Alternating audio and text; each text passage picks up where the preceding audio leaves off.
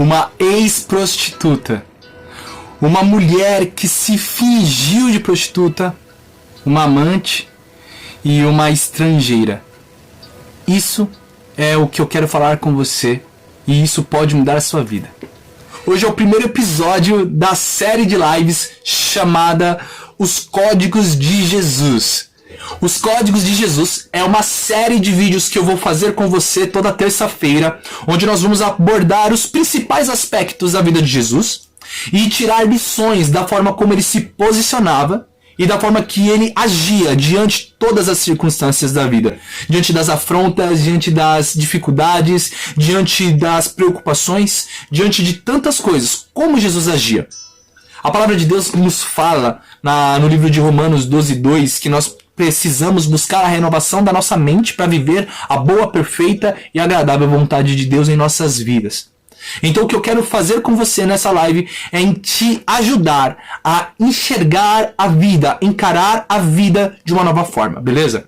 E para começar a falar da história de Jesus e entender as lições que ele tem, a primeira coisa que a gente precisa fazer é abrir a Bíblia no primeiro livro que fala sobre Jesus nitidamente, que é o livro de Mateus, no capítulo 1, versículo 1. Aqui no livro de Mateus, primeiramente eu quero contextualizar o livro de Mateus para você, eu quero te explicar. São 4 evangelhos que falam de Jesus, que fala da passagem de Jesus aqui na terra, o que ele fez, qual era o ambiente onde ele estava, o que cercava ele e como ele agiu. São 4 evangelhos. Mateus, Marcos, Lucas, João. Marcos meu nome também, né? Que eu sou Marcos William. Você pode me chamar de Will. E o que acontece? Cada evangelho, ele tinha um objetivo da parte do escritor para nós. No caso, no livro de Mateus, um judeu que escrevia para os judeus.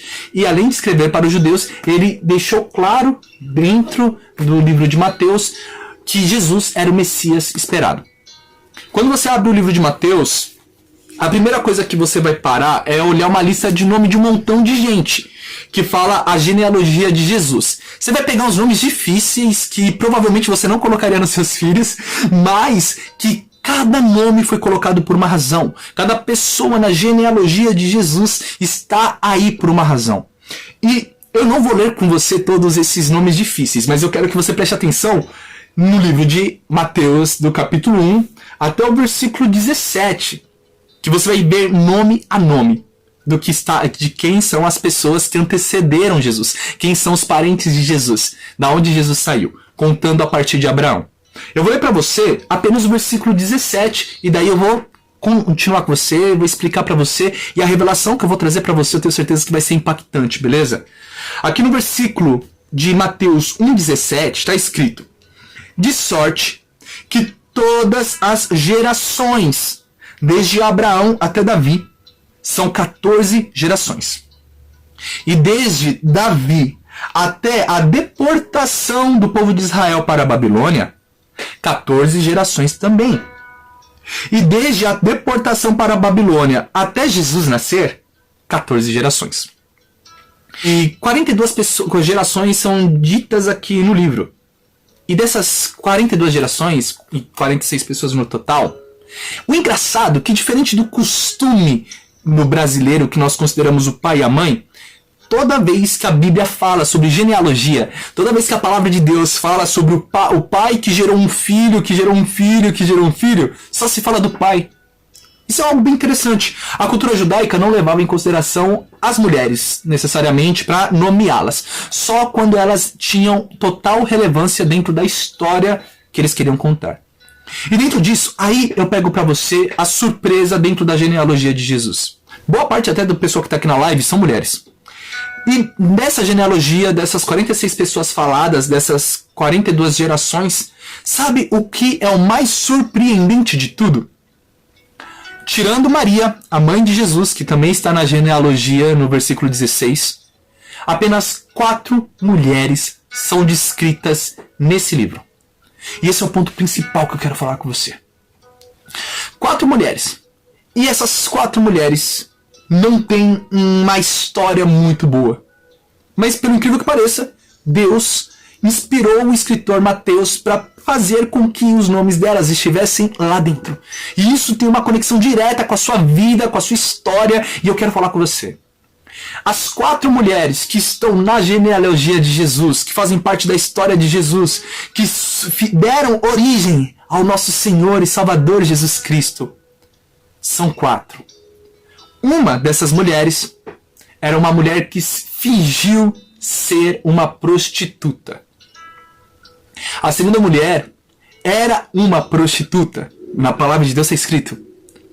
A terceira mulher era uma mulher estrangeira nascida do povo inimigo de Israel. O povo que Israel mais tinha problemas, ela nasceu lá. E a quarta mulher da genealogia de Jesus, fora Maria, impressionantemente, era uma amante. 4 mulheres com um passado extremamente pesado. E eu quero falar sobre essas 4 mulheres com você. E você vai entender o porquê. Até o livro, até a passagem na área de genealogia, onde a gente às vezes não entende porque tem tanto nome difícil, tanto nome diferente que está lá dentro, você vai entender o que significa para sua vida. Significa algo que tem a ver com essa live. A primeira mulher que está na genealogia de Jesus se chama Tamar. Tamar, quem era Tamar? Tamar era a nora de Judá, um dos filhos de Jacó. A gente sabe, né, que Abraão gerou Isaac, pai de Isaac. Isaac, pai de Jacó. Jacó teve 12 filhos, cada um originou uma tribo de Israel. O seu filho Judá, ele era sogro de Tamar. Beleza? E essa Tamar foi a mulher que fingiu ser prostituta. Sabe por quê? Tamar teve um passado um pouquinho complicado. Tamar, ela casou com o filho de Judá, o nome dele era Eu não colocaria o nome do meu filho assim de é estranho, mas o nome dela naquela época fazia sentido, beleza? Tamar casou-se com mas morreu e não deixou filhos. Na cultura judaica, a mulher, o marido morria, não deixava filhos, a herança era algo muito importante, então a mulher tinha que se casar com o irmão do falecido para garantir que o falecido tivesse filhos. E é engraçado, é um pouco diferente isso para nossa cultura, mas lá naquela cultura deles fazia sentido. Porém, o que aconteceria? No momento que o filho daquela pessoa nascesse, toda a herança do irmão falecido não iria para o pai da criança, iria para a criança. E a criança não seria considerada filho do pai dela, mas sim do filho falecido. Como eu disse, para a cultura era uma forma de manter a herança. Quem se casou com Tamar? O Onã, que era o irmão de Onã não queria ter um filho com Tamar e dar a herança do seu irmão para esse filho. Ele queria ficar com ele. Então ele não quis ter filhos com Tamar. E o que aconteceu? Ele morreu e também não deixou filhos. E, ainda dentro da lei, ela teria que novamente se casar com alguém da família de Judá. Mas Judá foi negligente, só tinha um filho pequeno e não acelerou o processo, deixou a Tamar meio ao esquecimento, e Tamar viu que ela ia morrer sem ter filhos. E a Tamar teve uma atitude que eu já tive, nunca fui prostituta, mas uma atitude que eu já tive, você provavelmente já teve, tentar dar um jeitinho para conseguir aquilo que você sonha. A raiz do erro de Tamar foi esse. Tamar queria ter um filho de qualquer forma. Ela queria ter algo. E mesmo que fosse necessário ela fazer uma loucura, ela faria para conseguir alcançar esse sonho dela. Eu já fiz isso. Eu acredito que você já fez isso também. Sabe, muitas vezes ir aonde Deus não te autorizou, fazer aquilo que Deus não te permitiu, por causa da sua ansiedade, por causa da sua necessidade de algo acontecer. Tamar fez isso. A consequência, sabe o que ela fez? Qual foi a decisão dela? Tamar se fingiu de prostituta, ficou na porta da aldeia, disfarçada, seu sogro passou, estava um pouquinho alto, viu o que aconteceu. Os dois se entenderam e ele decidiu levá-la para cama. E nisso, ele engravidou Tamar. Mas Tamar foi inteligente, porque ela sabia que se ela fosse pega grávida sem ter tido um marido, ela ia ser rejeitada, poderia sofrer pena de morte, um montão de coisa de acordo com os costumes da época. Então o que ela fez? Ela foi bem ligeira. Ela falou, olha, eu vou pegar... Combinou com o sogro dela, que o sogro não sabia que ele estava se deitando com a nora. Ele pegou e ela combinou dele deixar algumas coisas como garantia que eles se deitaram. E ele deixou. Quando a barriga apareceu e ela ficou nítido que ela estava grávida, Judá ficou revoltado da vida. Falou, vou pegar essa mulher, eu vou acabar com ela e tal. E quando ele chamou o pessoal, queria até apedrejá-la, ela falou, olha, eu tô grávida, mas o filho é seu, Judá. Meu sogro, o filho é seu. Eu era aquela mulher que se vestiu de prostituta pra se deitar com você, porque eu não tinha condições de ter um filho. E eu tinha que ter um filho, era meu sonho. E consequentemente, ela se deitou e teve um filho com o sogro. E se você pensar na genealogia de Jesus, ter uma pessoa que age nessa forma é algo pesado, mas não está lá em vão. Então eu quero que você guarde uma pessoa que tem um passado onde ela fez o que não deveria se fazer por causa que ela tinha um sonho a se realizar, porque ela queria muito alguma coisa e não teve paciência para esperar. Essa é a primeira questão. Segunda questão, segunda mulher na genealogia de Jesus, que também é bem inusitado, está escrito, é uma prostituta. Quem era essa mulher? Raabe. Muitos anos depois que Moisés foi usado por Deus para liberar o povo de Israel da escravidão lá no Egito, Moisés morre, assume Josué para conseguir, como você conhece aquela música, vem com Josué lutar em Jericó, eles teriam que passar por Jericó, invadir Jericó para assumir a terra prometida. E para entrar em Jericó foi mandado alguns espias, alguns espiões, antes deles invadirem a cidade de Jericó, para ver como era a terra. E dois desses espiões vão na casa de uma mulher chamada Raabe. E essa mulher era uma prostituta de Jericó. Eles trazem a notícia para ela que eles iam acabar com tudo, que eles iriam realmente destruir aquela cidade, iam invadir. E ela acreditou que eles tinham algo diferente, ela pediu para ser poupada. E eles falaram, a gente vai te poupar. E nisso que ela creu que o povo de Israel era o povo que ia herdar aquela terra, que ia invadir e que eles iam assumir, e aquela terra era dada por Deus para eles. Sabe o que aconteceu? Raabe foi totalmente modificada em sua vida, em sua família. E aquela prostituta se tornou uma mulher honrada entre o povo de Israel depois que o povo de Israel invadiu Jericó. E aquela prostituta foi a mãe do Boaz. Gerou o seu filho chamado Boaz. E Boaz era o bisavô de Davi. Então a gente está pegando mais um caso que está ligado a Jesus.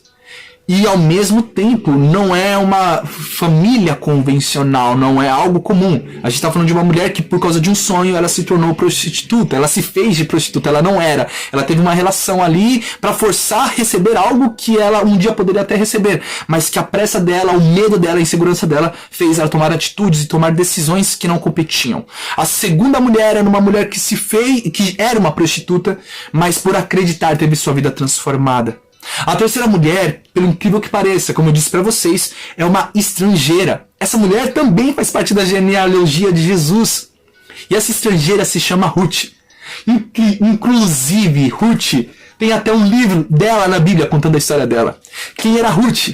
Ruth era uma mulher moabita, da tribo de Moab. Moab era um povo que tinha problemas com Israel, era um povo inimigo de Israel, direto eles entravam em guerra. E os moabitas não se davam com o povo de Israel. Inclusive, se você conhece a palavra de Deus um pouco, você provavelmente sabe que a regra era não se casar com pessoas fora de Israel. Por causa que costumes diferentes não iam se bater e tal, iam trazer outros deuses e muitas outras questões. E a regra era, você não vai casar com estrangeiro. E aquela mulher, além de ser estrangeira, era filha de uma terra inimiga de Israel.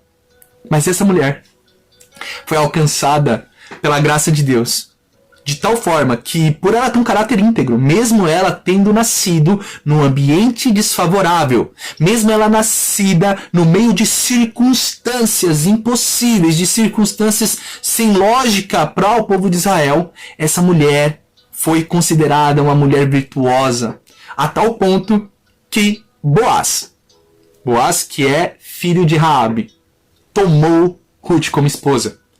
E Ruth se tornou a bisavó de Davi. Você tá vendo?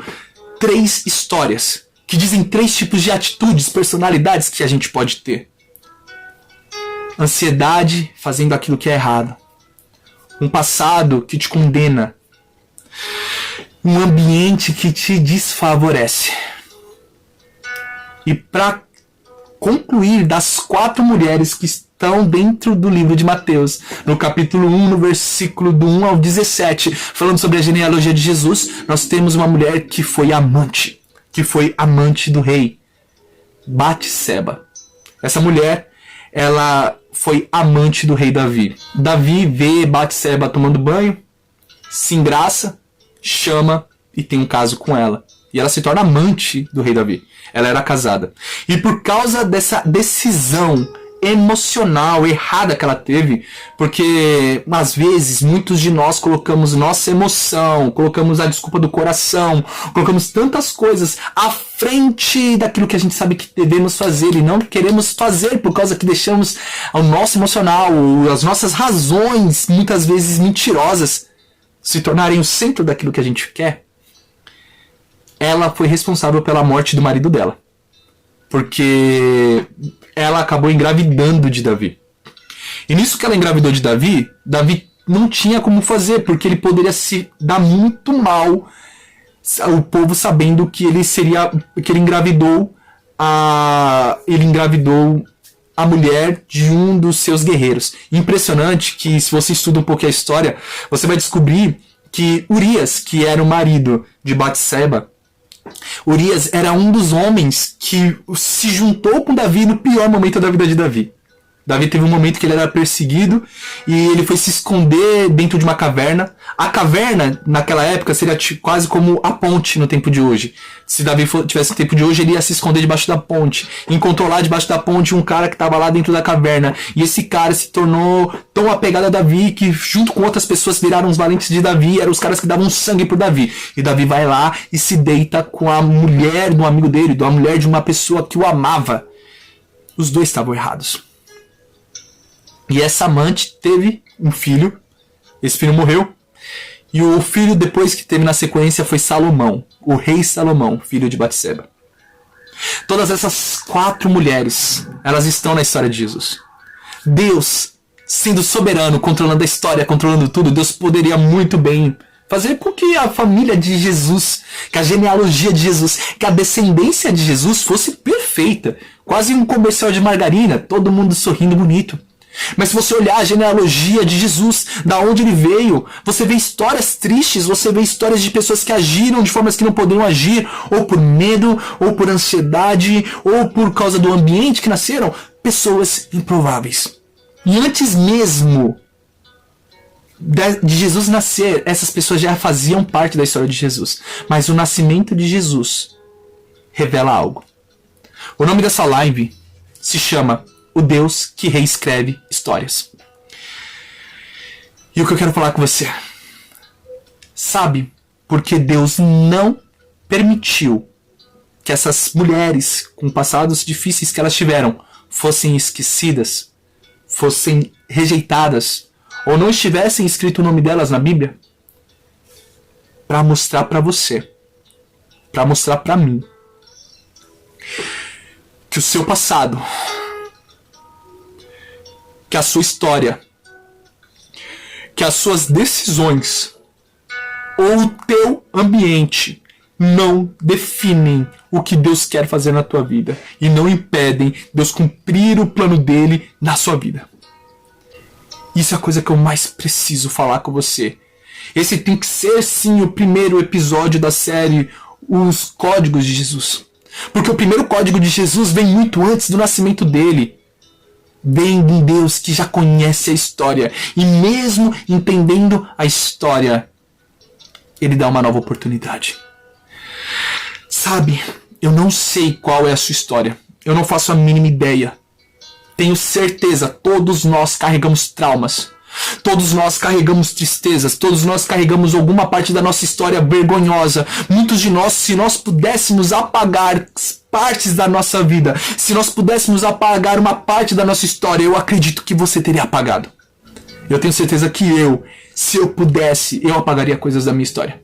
E muitas vezes, até falando por mim, e eu acredito que esse é o pensamento seu também, às vezes nós somos tão amargurados ou tão traumatizados por coisas que aconteceram na nossa história que a gente olha para nós mesmos e achamos que Deus não pode operar e fazer algo diferente.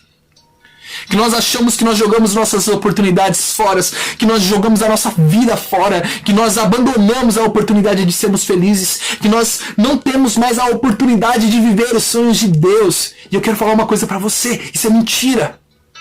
Isso é mentira, você tem condições plenas, condições de viver a vontade de Deus na sua vida, porque enquanto você estiver respirando, no plano de Deus não terminou. E mesmo se você chegar a falecer, talvez frutos que você sonhava viver, não seja você, mas seus filhos, sua família, aquilo que você nunca imaginou, seus netos irão viver. Sabe o que eu quero dizer pra você? A tua história não te define. A tua história não diz quem é você. Sabe o que determina quem é você? A sua decisão de se arrepender dos seus erros. A sua decisão de viver uma vida nova. De reconhecer que teu passado existe, mas que você tem cada dia uma oportunidade nova de viver algo novo. Depositar sua vida diante de Cristo e falar: Pai, eu quero ser transformado e ter uma nova oportunidade, assim como o Senhor deu para aquelas mulheres. Eu quero que você entenda isso. Eu quero que você entenda. A tua história não é definida pelo que aconteceu. E mesmo se alguém te rotulou, mesmo se o rótulo que você carrega é algo que te entristece, se você tomar uma decisão de verdade, se você realmente se entregar a Deus, se você realmente estabelecer um relacionamento com Cristo, pegar da palavra de Deus, beber dessa fonte de verdade, a sua história, o final dela pode ser outro. Eu sou uma pessoa real assim como você. E o que eu posso te falar, que a tua história não define e não impede aquilo que Deus tem para sua vida. Você crê nisso? Diga aqui para mim. Eu creio. Eu quero saber de você. Se você crê nisso, eu quero orar pela sua vida. O objetivo dessa live não é simplesmente ficar registrado uma palavra, mas ser um ponto de transformação para a sociedade.